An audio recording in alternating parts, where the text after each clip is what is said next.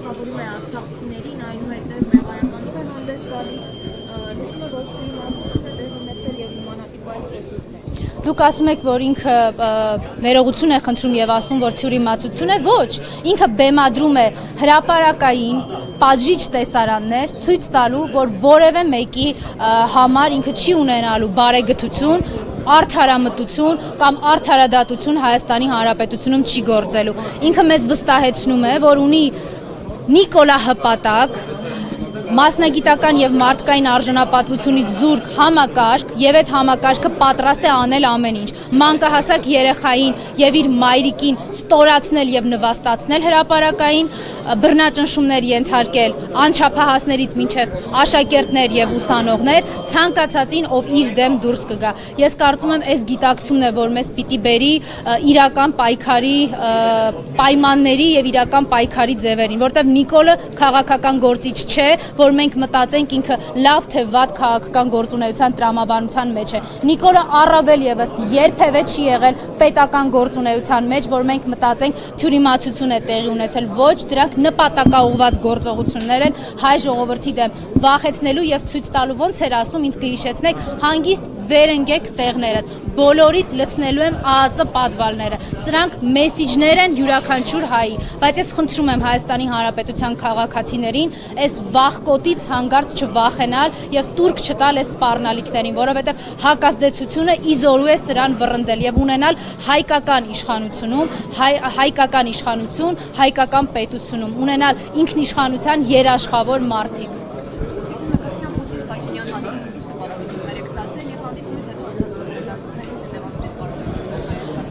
Ես Նիկոլի ցանկացած արտագնա այցից եւ այն ամեն ինչից, ինչ որ իրենք անվանում են արտաքին քաղաքականության, մի շատ կոնկրետ արտաքին քաղաքականություն, մի շատ կոնկրետ պատկեր եմ տեսնում եւ այդ պատկերը հենց իր բառերով շատ հեշտ նկարագրելի է, ինքը ասում է կոշիկ լիզողներ։ Դա տիպիկ նկարագրությունն է իրենց, դա իրենց խարանն է դարձել եւ խարանն է դառնալու։ Իրենք կոշիկ լիզող են, իրենք հայկական ինքնիշխանությունը ծախելու հաշվին պատրաստ են անել ամեն ինչ։ Վերջերս մի մետաղի կտոր իր կրծքին միշտ կրում, դա իր խարանն է, շատ լավ է, ինքը ընտրել է այդ խարանը եւ այդ խարանով ամեն տեղ շրջելով ցույց է տալիս Հայաստանի քաղաքացիներին, թե ինչա թողել Հայաստանի Հանրապետությունից, 42000 քառակուսի կիլոմետր Հայաստանի փոխարեն, հայրենիքի փոխարեն, ինքը թողել է այն, ինչ որ հիմա կրում է իր կրծքին։ Ընդ որում դուք չգիտեք, դա վերջնական տարբերակն է թե չէ, որովհետեւ եթե 1 ամսվա, 2 ամսվա ընթացքում մինչեւ հունիսի 7-ը իրան որևէ արտաքին քաղաքական կենտրոնից խնդրեն են իրենց կներեք ես բարի համար ֆիրմա բարերով ոնց են ասում back office-ներով, front office-ներով կարողանան խաբել մեր ժողովրդին, էլի ինչ որ հատված կտոր պոկեն կտրեն, ինքը դա սիրով կտա երաշխավորելով իր աթոռը, որ ցանկացած բռնաճնշման անունը միջազգային կազմակերպությունները դնեն արդար եւ թափանցիկ օրինակ ընտրություններ։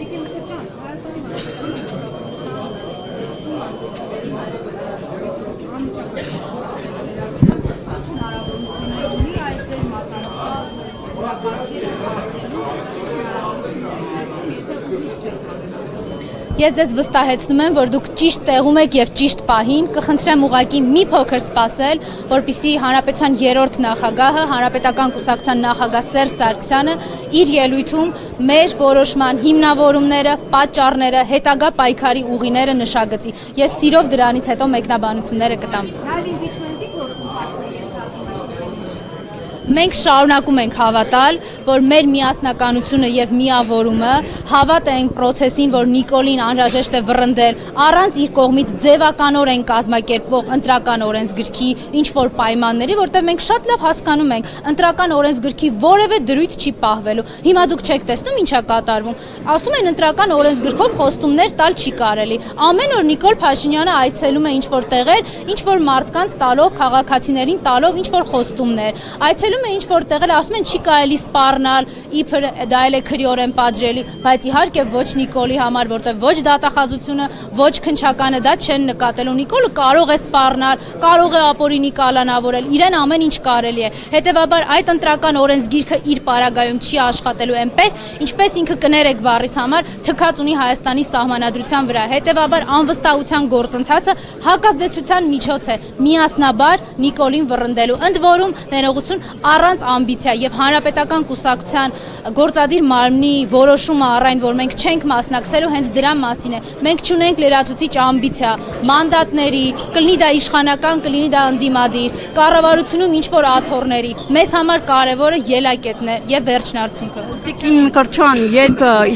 եկաք իշխանության, ընդդիմություն էիք, ասում եք, որ մենք մի օրակարգով ենք եկել, որ Նիկոլ Փաշինյանին հեռացնենք։ Այս ընթացքում իշխանության տարբեր ներկայացուցիչներ ասում էիք, բա եկել էինք մեզ հեռացնելու։ Ինչի չստացվեց հեռացնել եւ մանդատը միայն ծառայեց նրան, որ գաք, աշխատավարձ ստանաք եւ գնաք։ Այս հարցի պատասխանը ունեք, ինչու չստացվեց հեռացնել իշխանությանը։ Այդ հարցի պատասխանը այն ողջ ընթացքում հենց իմ եւ իմ գործընկերների նկատմամբ իմ կողմից հնչեցված քննադատությունն է առայն, որ այս 5 տարիները որևէ արդյունքի չհանգեցրեցին։ Մենք այս 5 տարիների ընթացքում ազգային ժողով էինք գնացել բացառապես Նիկոլի դեմ երաշխավորված ձայն լինելու համար։ Այո, չենք հաջողել ու հենց դրա մասին է, որ պետք չի կրկնել նույն սխալները, գնալ Նիկոլի հետ ընտրությունների ու հայտնվել նույն իրավիճակում եւ նույն կարգավիճակում։ Մենք համարում ենք, որ դեռ ունենք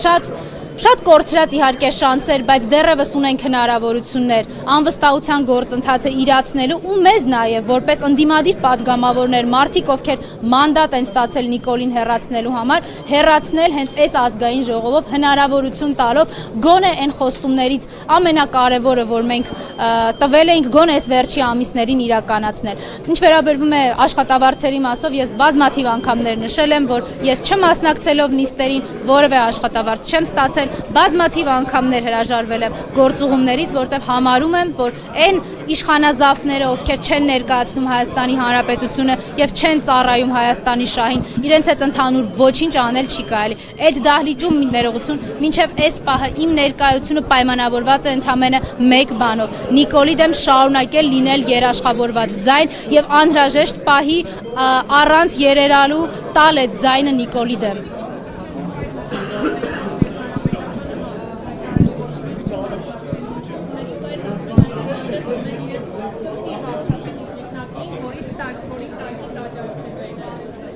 Մենք ունենք մեր սրտի երազանքը, այդ սրտի երազանքը հետևյալն է՝ առանց Նիկոլ Հայաստան։ Մենք ունենք սրտի երազանք, որտեղ Հայաստանը կայուն է, պետությունը վերականգնված, իսկ սահմանները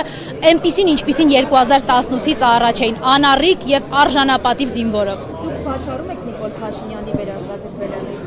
Ես ամեն ինչ ուզում եմ անել, ամեն ինչ պատրաստվում եմ անել, այնպես ինչպես այս 7 տարիների ընթացքում եմ արել